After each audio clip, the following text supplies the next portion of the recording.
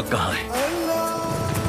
बरकस पर हमला हो गया और सलाउद्दीन वही था। मैंने तुमसे कहा था सलाउद्दीन के साथ मुझे भी मार डालो। सलाउद्दीन ठीक है, कहाँ है वो? ढूंढ रहे। सलाहुद्दीन को कत्ल करके तुमने हमें एक शानदार फतह दी है। सब तैयार हो जाए। सबको जला दिया। सलाउद्दीन!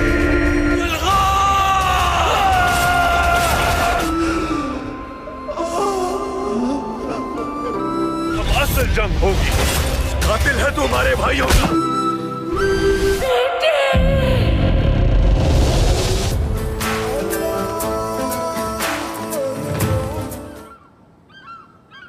Yeah.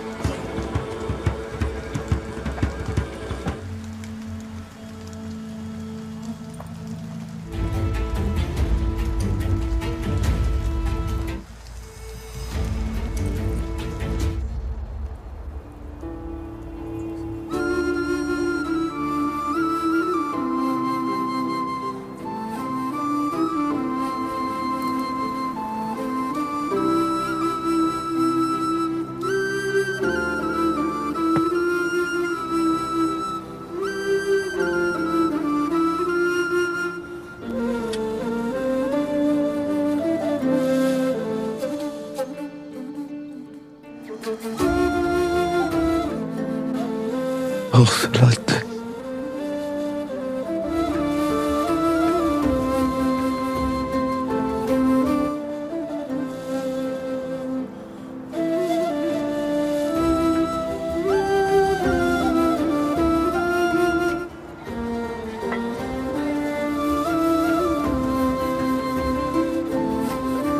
الله أكبر.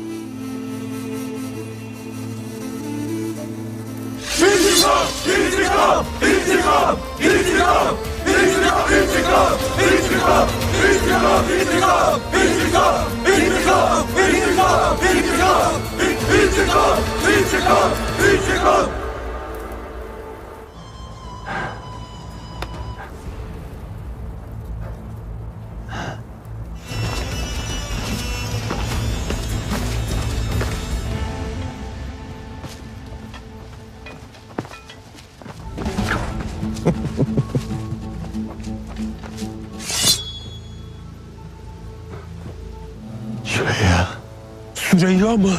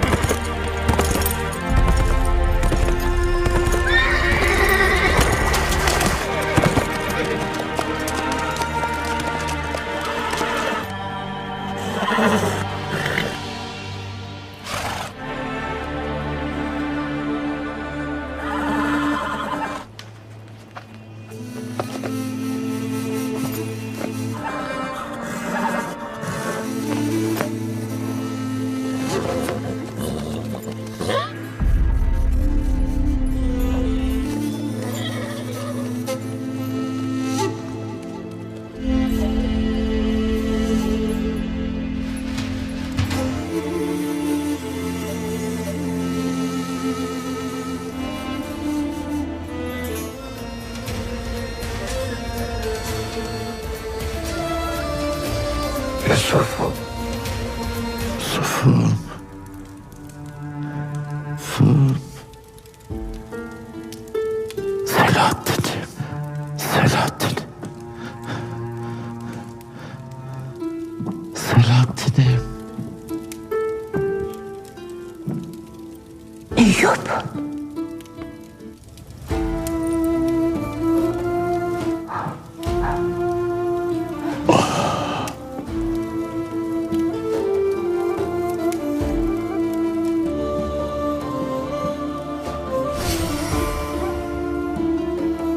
Yusuf.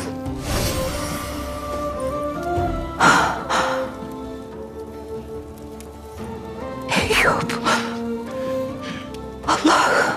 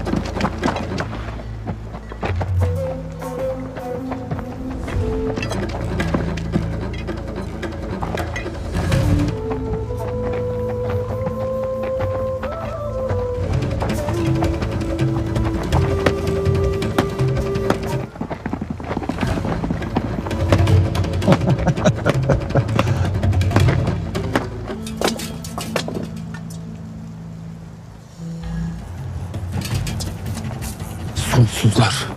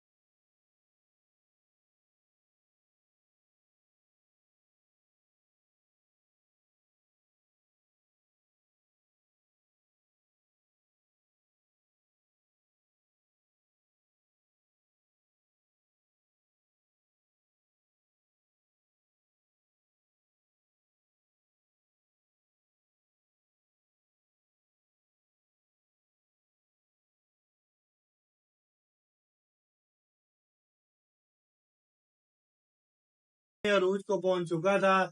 इसने सलाहुद्दीन अयूबी के खिदमतगारों से कहा, अपने अमीर को जाकर बता दो कि हम हलफ वापस जा रहे हैं और इस तरह हमारी वापसी के नताइज बहुत ही खतरनाक होंगे।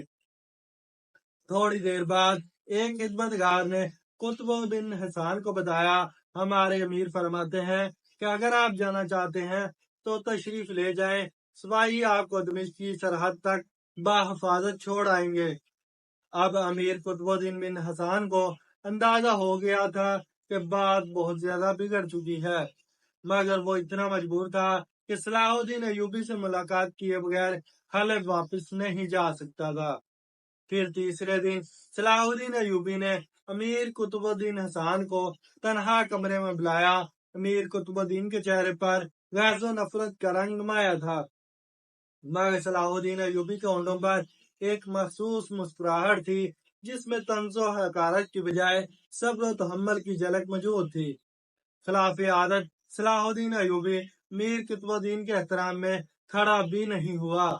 सुल्तान मलिक सालेह के सफीर खास को अब बाखूबी अंदाजा हो गया था कि सलाहुद्दीन अयूबी इसे मुसलसल नजरअंदाज कर रहा है, इसलिए वो भी खड़ा हो रहा और इसने इसी हालत में वो खत सलाहुद्दीन अयूबी की तरफ बढ़ा दिया जो हलब के तमाम उमरा के मशवरे से तहरीर किया गया था।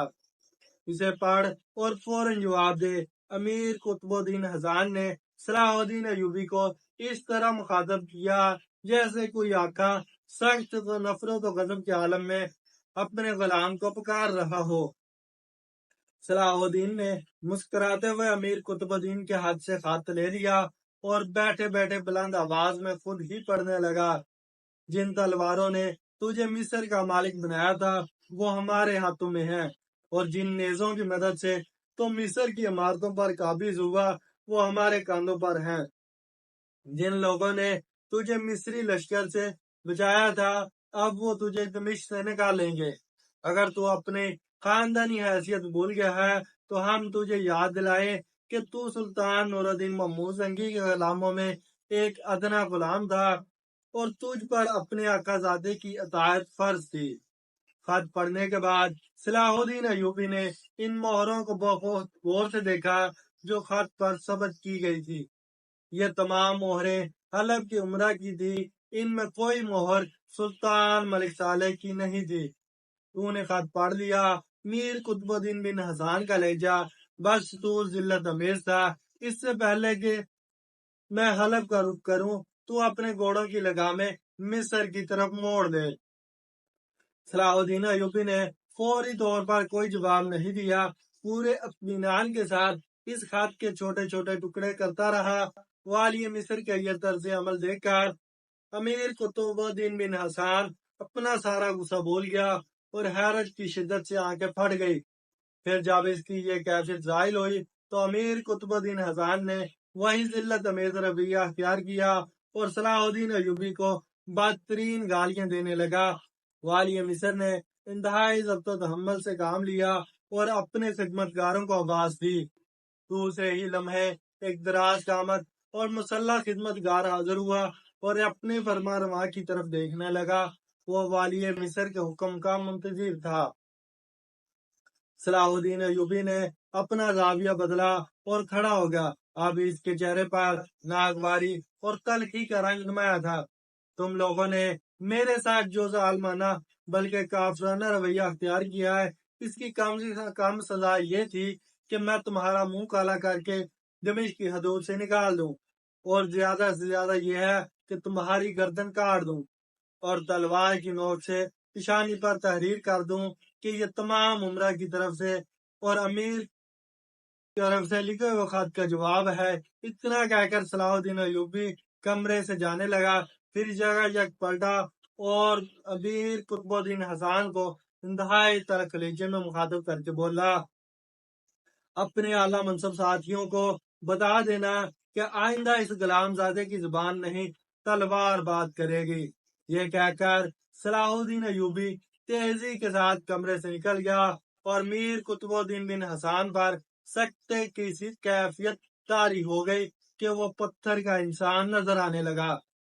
फिर जैसे ही अमीर कुतुबुद्दीन दमिश्क की हदूद से बाहर निकला एक बरक रफ्तार कासिद दाखिल हुआ। ये मिस्र के सलार अब्दुल्ला करशी का एक खसूसी खत लेकर आया था। सलाहुद्दीन अयूबी ने अपनी अदम मौजूदगी में मिस्र से दमिश्क तक सफारत का जबरदस्त इंतजाम किया था कि इसे अपनी मुमलिकत की ताज़ा व ताज़ा खबरें बार वक्त मसूल होती रहे। सलार अब्दुल्ला करशी ने अपने खत के जरिए शाह यरूशलेम अमूरी के मरने की खबर दी थी। सलाहुद्दीन अपने जाती दुश्मन की मौत पर भी खुश नहीं होता था, मगर शाह अमूरी नहायत मोतसब और सबसे बड़ा इस्लाम दुश्मन हुक्मरान था। इसलिए इसकी मौत पर सलाहुद्दीन अयूबी को किसी कदर खुशी हुई और बेअख्तियार इसकी जुबान से ये कुरानी आयत आदा हुई, हम तेरी ही इबादत करते हैं और तुझी से मदद चाहते हैं। शाह अमूरी की मौत एक नागहानी मौत थी। अस्कंदर और अस्कंदरिया और बानियास में सलीबियों की शिकस्त के फायदे से शाह यरूशलेम को शदीद सदमा पहुंचा था। फिर इसने काहन बदरी को तन्हाई में तलब करके इसके शोबाबाज से पूछा था, जब से तू फ्रांस छोड़कर यरूशलेम आया है मुसलसल सलीबियों की फतह की पेशगोइयां कर रहा है, मगर ईसाई लश्कर हर महाज पर शिकस्त खा रहा है।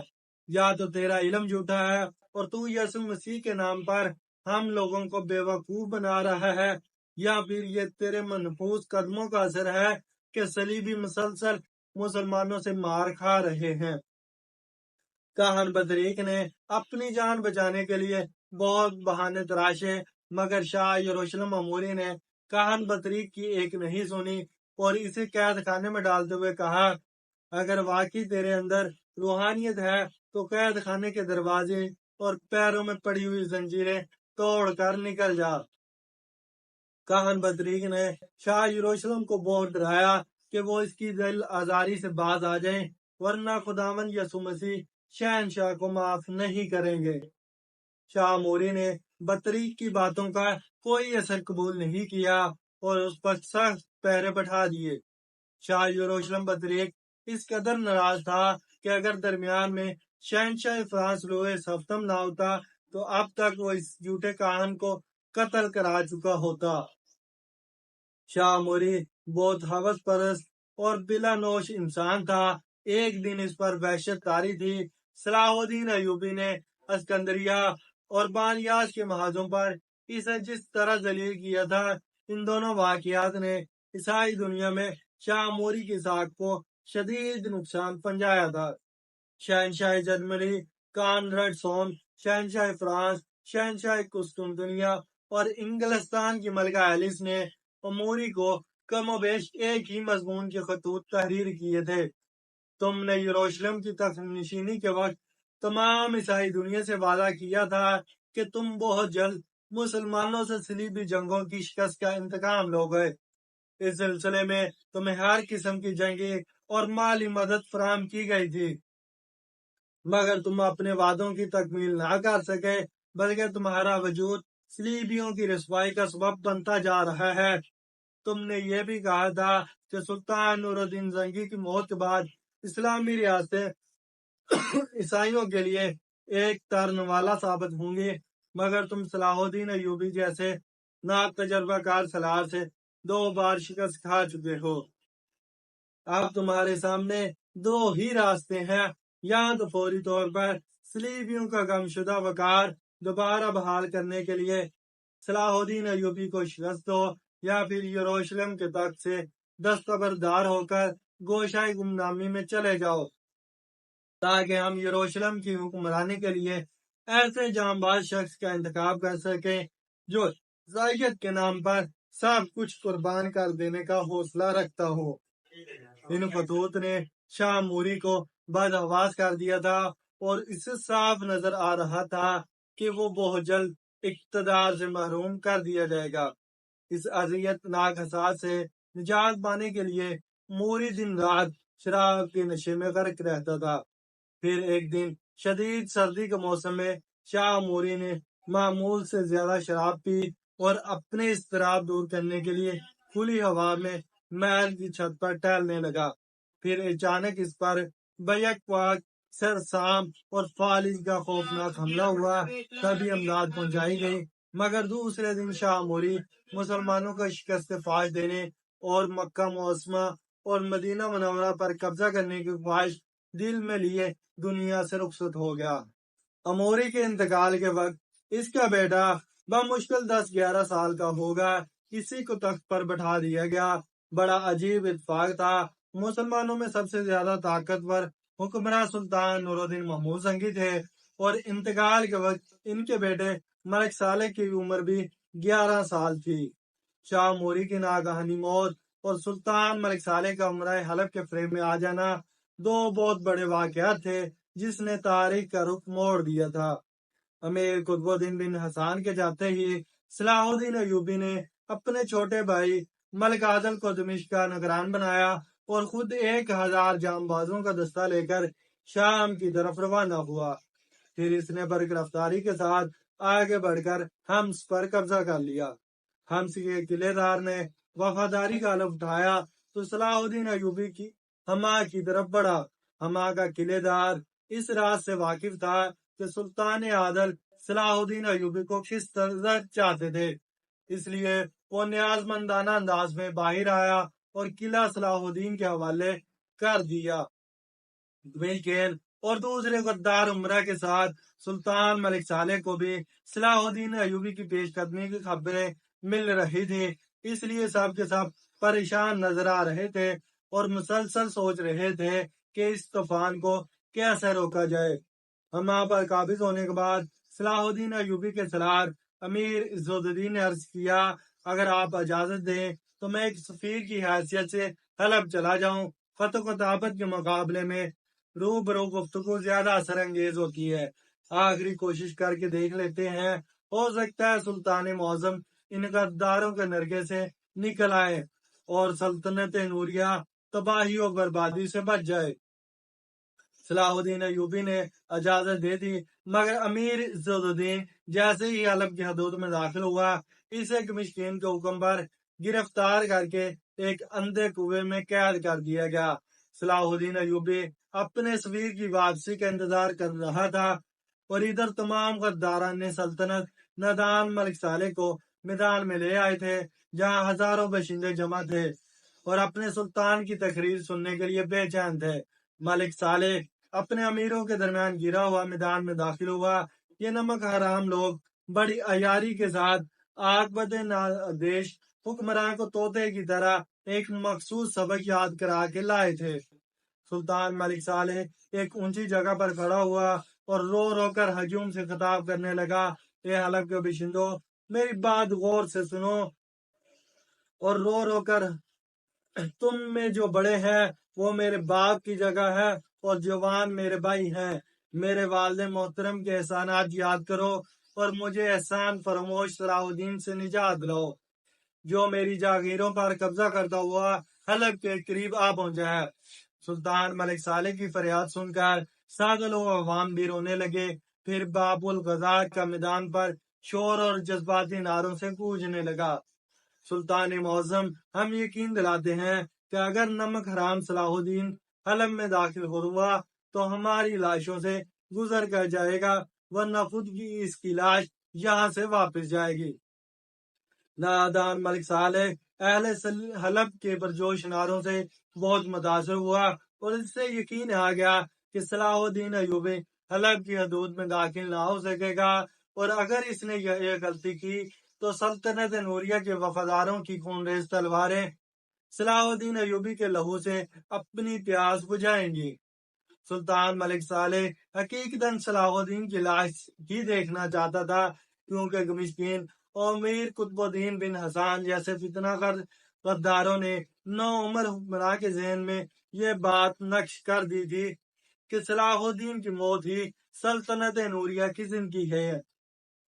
واضح رہے کہ حلب کے باشندوں میں باطنیوں کی اکثریت تھی۔ اگرچہ سلطان نور الدین محمود سنگی کے تعاون سے صلاح الدین ایوبی نے مصر میں نہ صرف ان کا زور توڑ دیا تھا، بلکہ اس بدعقیدہ اور اسلام دشمن قبیلے کی حکومت کا بھی خاتمہ کر دیا تھا۔ لیکن حلب اور شام میں اس گمراہ جماعت کا بہت زور تھا۔ مصر اور دمشق کے باطنی فرد فرار ہو کر حلب میں جمع ہو گئے تھے۔ ان سب فتنہ گروں نے مل کر سلطان ملک صالح کی کمزوری سے بھرپور فائدہ اٹھایا۔ ملک صالح کی تقریر سننے کے بعد باطنیوں کے سربراہ ابن کرمتا نے سلطان سے ملاقات کی۔ اس وقت کمشکین اور امیر قطب الدین بن حسان کے علاوہ کچھ اور خود غرض عمرہ بھی موجود تھے۔ ہم چاہتے ہیں کہ سلطان عادل نے ہماری مذہبی رسوموں پر جو پابندی عائد کی تھی وہ فی الفور اٹھا لی جائے۔ ابن کرمتا نے نہایت عیاری کے ساتھ اپنی چال چلی۔ میرے والد محترم کے قائم کردہ اصولوں میں کوئی تبدیلی نہیں کر سکتا۔ سلطان ملک صالح نے سوچے سمجھے بغیر جواب دیا۔ ابن کرمتا بھی بڑا چالاک انسان تھا۔ وہ ایک لمحہ ضائع کیے بغیر کھڑا ہو گیا۔ جب ہم آزادی کے ساتھ اپنی مذہبی رسمیں ادا نہیں کر سکتے تو پھر ہمارا عدم وجود برابر ہے۔ ابن کرمتا کے لہجے سے شدید اداسی جھلک رہی تھی۔ سلطان عادل تو ہمیں اپنا ہی قیدی بنا چکے ہیں، اب اگر صلاح الدین ایوبی حلب میں داخل ہو کر ہمیں قتل کر دے اور ہماری جاگیروں کو آگ لگا دے تو اس سے کیا فرق پڑتا ہے؟ اب ہم کسی معاملے میں نہیں بولیں گے۔ ابن کرمتا نے در پردہ یہ دھمکی دے دی تھی کہ اگر صلاح الدین ایوبی نے حلب پر حملہ کیا تو کوئی بات نہیں، سلطان ملک صالح کا ساتھ نہیں دے گا۔ یہ دھمکی کارآمد ثابت ہوئی۔ سلطان ملک صالح کا گھبرا جانا تو ایک فطری امر تھا کہ وہ سیاست کے بیچ و خم سے نا آشنا تھا۔ गमिश्किन और अमीर कुतुबुद्दीन बिन हसन जैसे गिरक 12 दज्जा भी परेशान नजर आने लगे। बादनियों का साथ न देने का एक ही मफहूम था कि दमिश्क की तरफ हलफ भी आसानी के साथ सलाहुद्दीन अय्यूबी के कब्जे में चला जाएगा और फिर गद्दार उमरा के घर रहेंगे न गार्ड के। जैसे इब्ने करमुत्ता जाने के लिए खड़ा हुआ, दमिश्किन ने इसे मुखातिब करते हुए कहा, अभी बात मुकम्मल तौर पर खत्म नहीं हुई, हमें कुछ सोचने का मौका दिया जाए। अस्सलाम वालेकुम दोस्तों, मैं मोहम्मद असद और आप देख रहे हैं हमारा यूट्यूब चैनल। दोस्तों उम्मीद करता हूँ आज की वीडियो आपको पसंद आई होगी। वीडियो पसंद आने की सूरत में इसे लाइक करें, दोस्तों के साथ शेयर करें और चैनल को सब्सक्राइब कर लें। इंशाल्लाह बहुत जल्द हाजिर होंगे एक नई वीडियो के साथ। तब तक के लिए अल्लाह हाफिज।